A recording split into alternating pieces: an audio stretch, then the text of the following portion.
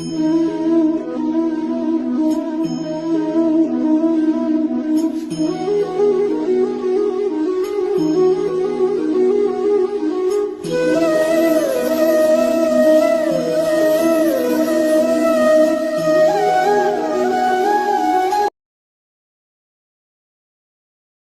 हर महादेव। कैसे हैं आप सब? महादेव की कृपा आप पर सदा बनी रहे, यही मैं प्रार्थना करूंगी कि महादेव सदैव अपना आशीर्वाद आप सब पर बनाए रहे। हमारा YouTube परिवार जो है वो सदैव प्रभु की कृपा को प्राप्त करता रहे और अपनी सभी मनोकामनाओं को पूर्ण करवाता रहे। मैं प्रभु से यही प्रार्थना करूंगी। आज हम बात करेंगे रुद्राभिषेक की। आप सब जानते हैं कि रुद्राभिषेक जो है वो महादेव का सबसे बड़ा अभिषेक है और सबसे महत्वपूर्ण अभिषेक है। रुद्राभिषेक से प्रसन्न होते हैं जितनी जल्दी महादेव, उतनी जल्दी सभी मनोकामनाओं को वो पूर्ण करते हैं। रुद्राभिषेक करने के बहुत सारे तरीके होते हैं, लेकिन रुद्राभिषेक एक ऐसा अभिषेक है जिसे आपको एक योग्य आचार्यों द्वारा ही संपन्न कराना चाहिए। लेकिन कुछ समय ऐसा होता है जब हम नहीं करवा पाते, कोई ना कोई प्रॉब्लम होती है या कोई अन्य कारण होता है जिससे हम आचार्यों को नहीं बुला सकते, नहीं करवा सकते। तो ऐसे में ये ना हो कि सावन का महीना निकल जाए और हम ये सोचे कि हमने तो प्रभु का रुद्राभिषेक ही नहीं किया। ऐसा नहीं होगा। मैं आपकी साथी हूँ, इसलिए आपको यह ज़रूर बताऊंगी कि हम रुद्राभिषेक खुद भी कैसे कर सकते हैं। लेकिन उससे पहले ये तो बता दूं कि मैं कौन हूँ। मैं हूँ आपकी एस्ट्रोलॉजर वास्तुशास्त्री, चेहरा भी पढ़ती हूँ और हाथों की लकीरें भी पढ़ती हूँ। आज हम बात करेंगे रुद्राभिषेक की। रुद्राभिषेक का मतलब होता है ऐसे द्रव्य जो प्रभु को बहुत प्रिय हैं, उन्हीं सभी द्रव्यों द्वारा प्रभु का अभिषेक करना, उसे ही रुद्राभिषेक कहते हैं। रुद्राभिषेक वैसे तो मैं आपको बार बार कह रही हूँ कि योग्य आचार्यों द्वारा ही कराना चाहिए, लेकिन कोई बात नहीं, आजकल लोगों के पास समय नहीं होता, कोई और प्रॉब्लम होती है, आर्थिक तंगी होती है या कोई अन्य कारण होता है जिससे हम नहीं करवा सकते। ऐसे में हम खुद भी कर सकते हैं। प्रभु हमसे भी प्रसन्न होंगे और हमें भी आशीर्वाद ज़रूर देंगे। रुद्राभिषेक में सबसे पहले आता है दूध। अगर हम प्रभु का स्नान दूध से कराएं, प्रभु का अभिषेक दूध से कराएं, तो वह हमें मनवांछित इच्छा फल प्राप्ति के लिए आशीर्वाद देते हैं। हमारी जो भी इच्छा होती है वह पूर्ण करते हैं प्रभु, यदि हम अपने आप को आस्था पूर्ण रखें, विश्वास पूर्ण रखें और समर्पण के साथ करेंगे अभिषेक, तो हमारी सभी मनोकामनाएं पूर्ण होंगी। लेकिन दूध एक ऐसी चीज़ है जिसको आप तांबे के लोटे में नहीं डाल सकते। तांबे के लोटे में डालने से वह एक तरह से जहर बन जाता है। तो दूध का अभिषेक करते समय कभी भी तांबे का लोटे के प्रयोग ना करें। वैसे तो आपको मालूम है कि जब भी हम अभिषेक करते हैं या जल अर्पण करते हैं हम तांबे का लोटा लेते हैं, लेकिन दूध से अगर हम प्रभु का अभिषेक कर रहे हैं तो हमें तांबे का लोटा नहीं लेना चाहिए, हमें स्टील का लोटा लेना चाहिए। और जब भी हम कोई भी अभिषेक करें, ओम नमः शिवाय अपने मुंह पे रखिए। हमेशा आपको मैंने बोला है कि कभी भी कोई उपाय करें, हम कभी भी कोई मंत्र जाप करें, अभिषेक करें, तो हमारे मुख पर ओम नमः शिवाय ज़रूर होना चाहिए, हमारे मुख पे जाप ज़रूर होना चाहिए। मंत्र जाप अगर हम करते रहेंगे तो हमारे सभी मनोरथ पूर्ण होते हैं। अपने मुख पे ओम नमः शिवाय रखिए और लोटे में दूध डालिए। दूध डालने के बाद लोटे में चारों तरफ रोली से तिलक कीजिए। तिलक करेंगे तब भी हमारे मुख पे ओम नमः शिवाय होना चाहिए। उसके बाद लोटे पे मोली बांधिए और थोड़े से पुष्प अर्पण कीजिए। उसी लोटे पे पुष्प अर्पण कीजिए और उसके बाद प्रभु से आग्रह कीजिए कि प्रभु मैं आपको यह अर्पण करने लगा हूँ, इसे स्वीकार कीजिए और मेरे सभी मनोरथ पूर्ण कीजिए। यह बोलिए और उसके बाद ओम नमः शिवाय कहते कहते वह दूध का लोटा जो है एक धार से, धार नहीं टूटनी चाहिए, यह याद रखिए। मैं आपको बार बार बताती हूँ कि जब हम कोई भी द्रव्य प्रभु को अर्पण करते हैं तो एक धार से करना होता है, धार नहीं टूटनी चाहिए। आप एक धार से प्रभु को सारा का सारा दूध अर्पण कीजिए और अपने मनोरथ जो भी आपको, जो भी इच्छा है, जो भी विश है आपकी, वह बोलिए और प्रभु का धन्यवाद कीजिए और अपना पूरा का पूरा अभिषेक जो है वह संपन्न कीजिए। इसके बाद प्रभु को सादे पानी से अभिषेक कीजिए। जब हम कोई भी द्रव्य का अभिषेक करते हैं उसके बाद हमें जल से अभिषेक ज़रूर करना होता है। आप जल से अभिषेक कीजिए और उसके बाद एक स्वच्छ कपड़े से प्रभु को पोंछिए, प्रभु के शिवलिंग को पोंछिए और उसके बाद उनका श्रृंगार कीजिए। जो भी आपने वस्त्र उनको अर्पण करने हैं वह वस्त्र अर्पण कीजिए और आरती कीजिए और अपना अभिषेक जो है वह पूरा कीजिए। इस तरह हम दूध से अभिषेक करके अपनी मनोवांछित इच्छा प्रभु से प्राप्त कर सकते हैं। पहला अभिषेक था ये। दूसरा हम आते हैं चने की दाल। यदि आपके घर में बहुत टाइम से कोई शुभ कार्य नहीं हो रहा, आपका कोई कार्य रुका हुआ है, वह पूर्ण नहीं हो रहा, तो हमें चने की दाल से अभिषेक करना चाहिए। हम प्रभु का अभिषेक चने की दाल से करते हैं तो हमारे घर के सभी मांगलिक कार्य शुरू हो जाते हैं, हमारे घर में सब कुछ शुभ शुभ होने लगता है, हमारे रुके हुए काम बनने लगते हैं। वही प्रक्रिया है चने की दाल के लिए। आप तांबे का लोटा लीजिए, उसमें चने की दाल भरिए और उसके चारों तरफ से रोली से तिलक कीजिए। उसके बाद उस पर मौली बांधिए और पुष्प अर्पण कीजिए। इसके बाद ओम नमः शिवाय का जाप करते रहिए।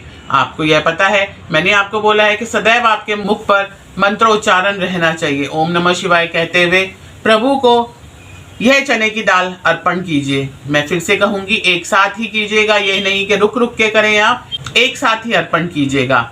और उसके बाद जल से अभिषेक कराइएगा और स्वच्छ कपड़े से प्रभु को पोंछकर उनका श्रृंगार कीजिएगा और आरती कीजिएगा। यह करने से आपकी जो भी कार्य होंगे, आपकी उन्नति में जो बाधा आ रही है, आपके जो विघ्न आ रहे हैं आपके किसी भी कार्य में, वह सब हट जाएंगे और आपकी मनोकामना पूर्ण होगी। इसके बाद हम आते हैं घी और शहद। अगर हम घी और शहद दोनों मिलाकर अभिषेक करते हैं तो हमें कोई भी बीमारी हो, कोई भी रोग हो, उसका नाश होता है। प्रभु उस रोग का नाश करते हैं। हमारी जो भी बीमारी होती है वह चमत्कारिक रूप से ठीक होनी शुरू हो जाती है। हम धीरे धीरे स्वस्थ होने लगते हैं और उस बीमारी से मुक्त हो जाते हैं। यह अभिषेक उसी तरीके से करना है जैसे मैंने आपको बताया कि लोटा लीजिए, उसमें घी डालिए, उसमें शहद डालिए, उसके चारों तरफ रोली से तिलक कीजिए, उस पर मौली बांधिए और पुष्प अर्पण कीजिए। उसके बाद यह लोटा लेकर प्रभु को अर्पण कीजिए और अपने मनोरथ जो भी हो, आपके भावपूर्ण अपनी विश को प्रभु को समर्पित कीजिए कि प्रभु मेरी यह विश है, मैं आपको यह अर्पण कर रहा हूँ, आप मेरी मनोकामना पूर्ण करें, प्रभु मुझे अपना आशीर्वाद दें, यह कहिए। और उसके बाद प्रभु का अभिषेक जल से कीजिए, स्वच्छ कपड़े से प्रभु को पोंछिए और प्रभु को वस्त्र अर्पण कीजिए और आरती कीजिए। इस तरीके से आप किसी भी रोग से मुक्ति पा सकते हैं। इसके बाद हम आते हैं काले तिल। अगर हम काले तिल से प्रभु का अभिषेक करते हैं, अभिषेक की विधि वही है, आप लोटा लेंगे तांबे का, उसमें काले तिल भरेंगे, उसके चारों तरफ से रोली से उसे तिलक करेंगे, मौली बांधेंगे और पुष्प अर्पण करेंगे। उसके बाद काले तिल जो हैं वो भोलेनाथ को अर्पण करेंगे और अपने मनोरथ जो भी हैं वह मांगेंगे कि प्रभु मुझे यह चीज़ तंग कर रही है, मुझे यह चीज़ परेशान कर रही है, आप कृपया मेरी इस बुरी नज़र से, इस बाधा से मुझे मुक्त करें, प्रभु मेरे ऊपर अपना आशीर्वाद बनाए रखें, ऐसा कहिए। इसे करने से आपके ऊपर कोई भी नज़र लगी हो, कोई भी बाधा हो, किसी ने तंत्र मंत्र कर रखा हो, आपको बांध रखा हो, वह सब खुल जाता है। आपको कितनी भी बुरी नज़र लगी हो वह सब खत्म हो जाती है और आपका शुभ दिन शुरू हो जाते हैं। इसी तरीके से प्रभु को जल अर्पण कीजिए, उनको स्वच्छ कपड़े से पोंछिए और वस्त्र अर्पण कीजिए और उनका श्रृंगार कीजिए और उसके बाद आरती करके यह अभिषेक पूर्ण कीजिए। इस तरीके से आप यह अभिषेक खुद कर सकते हैं। लेकिन अगर बहुत बुरी नज़र हो या हमारी कुंडली में ऐसा कुछ हो तो हमें योग्य आचारों द्वारा ही यह अभिषेक करवाने चाहिए। लेकिन मैं फिर भी आपको कहूँगी, आपकी सारथी हूँ, इसलिए आपको यही कहूँगी कि आप यह कार्य खुद भी कर सकते हैं। आप ज़रूर कीजिए और फ़र्क महसूस कीजिए। इसके बाद हम आते हैं जल।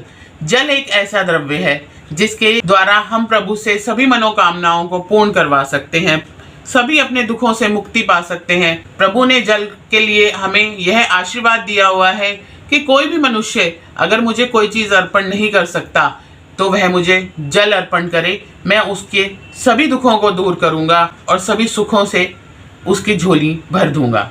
तो ऐसे ही जल का अभिषेक कीजिए। आप जल लीजिए लोटे में, उसमें तिलक लगाइए लोटे पर और मौली बांधिए और पुष्प अर्पण कीजिए और उसके बाद जल प्रभु को अर्पण कीजिए और अपनी जो भी विश है वह मांगिए। सभी बाधाओं को दूर कराइए, सभी दुखों को दूर कराइए और अपना एक सुखी जीवन व्यतीत कीजिए। यह करने के बाद दोबारा जल से प्रभु को स्नान कराइए, एक स्वच्छ कपड़े से उन्हें पोंछिए, उन्हें वस्त्र अर्पण कीजिए, उन्हें श्रृंगार अर्पण कीजिए और आरती कीजिए। इस तरीके से हम जल से अभिषेक कर सकते हैं। अब हम आते हैं अगले अभिषेक पे। यह अभिषेक फलों के रस से होता है। 5 तरीके के फल लीजिए और उनका रस निकालिए और उन्हें मिक्स कर दीजिए। 5 रसों को एक साथ मिक्स कर दीजिए और उससे प्रभु का अभिषेक कीजिए। एक लोटा लीजिए, उसमें सभी रस जो आपने 5 फलों के रस निकाले हैं उन्हें भर दीजिए और उसे चारों तरफ से रोली से तिलक कीजिए, मौली बांधिए, पुष्प अर्पण कीजिए और यह रस जो है वह भोलेनाथ को अर्पण कीजिए। देखिए आपके घर में धन संपदा कैसे आती है। चमत्कारिक रूप से आपको अखंड धन प्राप्त होगा, आपको पता भी नहीं चलेगा। आपके सारे कार्य सिद्ध होते रहेंगे और माता लक्ष्मी आपके घर वास करेंगी, स्थायी रूप से वास करेंगी और आपके घर में धन धान्य भरपूर होगा, धन की बारिश होगी अगर आप फलों के रस से प्रभु का अभिषेक करते हैं तो। इसको अभिषेक करने के बाद उनका अभिषेक जल से कीजिए, उन्हें जल से स्नान कराइए, स्वच्छ कपड़े से पोंछिए, उन्हें वस्त्र अर्पण कीजिए, श्रृंगार अर्पण कीजिए और उनकी आरती कीजिए। और अपनी जो भी मनोकामना है, धन संबंधी जो भी आपको प्रॉब्लम आ रही है कि प्रभु मुझे धन चाहिए, मेरे घर में यह अभाव है, वह सभी अभाव पूर्ण हो जाते हैं। प्रभु आपकी समस्त मनोकामनाओं को पूर्ण करते हैं। अगर हम शहद और गंगा जल मिलाकर प्रभु का अभिषेक करते हैं तो इससे हमें संतान की प्राप्ति होती है। जिनको संतान प्राप्ति ना हो रही हो वह इस समय जो इतना पावन महीना चल रहा है, इतना पवित्र समय चल रहा है, उसमें प्रभु का अभिषेक शहद और गंगा जल मिलाकर करें। एक लोटा लीजिए, उसमें शहद और गंगा जल मिलाइए, रोली से तिलक कीजिए, मौली बांधिए और पुष्प अर्पण कीजिए और प्रभु को अर्पण कीजिए। इसके बाद आप देखिए कि कुछ ही समय में आपको संतान की प्राप्ति होगी। आपका पारिवारिक सुख, जो थोड़े बहुत अनबन चल रही है, जो परिवार में खटपट है, लड़ाई झगड़े होते हैं, वह सब खत्म हो जाएंगे और आपको पारिवारिक सुख मिलेगा। यह जल अर्पण करने के बाद जल से उनका स्नान कराइए, सूखे कपड़े से, स्वच्छ कपड़े से पोंछिए। उसके बाद उनको श्रृंगार अर्पण कीजिए, वस्त्र अर्पण कीजिए और उनकी आरती कीजिए और अपनी मनोकामनाओं को पूर्ण करवाइए। इसके बाद हम आते हैं सरसों के तेल पर।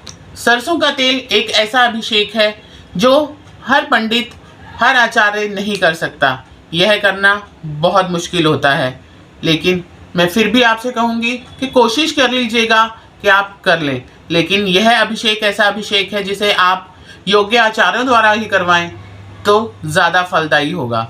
ये ऐसा अभिषेक है जो अगर गलत हो जाता है तो इसका दुष्परिणाम भी हमें भुगतना पड़ता है। इसलिए मैं आपको ये कहूँगी कि सरसों के तेल का अभिषेक जो है वह आप आचार्य द्वारा करवाएं तो ही अच्छा है। लेकिन किसी वजह से अगर आप नहीं करवा सकते तो कोशिश कीजिए और करने के बाद प्रभु से क्षमा याचना जरूर कीजिएगा कि प्रभु अगर मुझसे कोई गलती हुई है या मैं कुछ भूल गया, मैंने जिस भी तरीके से आपकी आराधना करी है उसे प्रभु स्वीकार करें और मेरा मनोरथ पूर्ण करें। सरसों के तेल से अगर हम प्रभु का अभिषेक करते हैं तो हमारे सभी शत्रुओं का नाश होता है। हमारे जो भी ग्रह हमें पीड़ित कर रहे होते हैं या जो भी ग्रह हानि दे रहे होते हैं वह स्वतः ही ठीक हो जाते हैं और हमें सभी ग्रह लाभ ही देते हैं, सुख ही देते हैं। यह बहुत ज़रूरी होता है, लेकिन मैं फिर से कहूँगी कि बहुत मुश्किल भी होता है यह अभिषेक। इस अभिषेक को करने के लिए लोटा लीजिए, उसमें सरसों का तेल भरिए। जब आप उसमें सरसों का तेल डाल रहे हो तो उसमें मंत्र जाप ओम नमो शिवाय नहीं कीजिएगा, उसमें मंत्र जाप कीजिएगा मम भैरवाय नमः, मम भैरवाय नमः। यह जाप करते हुए जो सरसों का तेल है वह लोटे में भरिएगा, तिलक कीजिएगा, मौली बांधिएगा और पुष्प अर्पण कीजिएगा। ओम नाथ नाथाय स्वाहा, यह मंत्र आपके मुख पर होना चाहिए जब आप प्रभु को सरसों का तेल अर्पण करें। और यह करने के बाद प्रभु से क्षमा याचना जरूर कीजिएगा। सरसों का तेल एक ऐसा होता है, इसके बाद अगर हम जल से अभिषेक कराते हैं तो वह नहीं हटता। तो पहले रुई लीजिएगा और शिवलिंग पे से सारे सरसों का तेल पोंछिएगा। उसके बाद एक कपड़े से, स्वच्छ कपड़े से पोंछिएगा।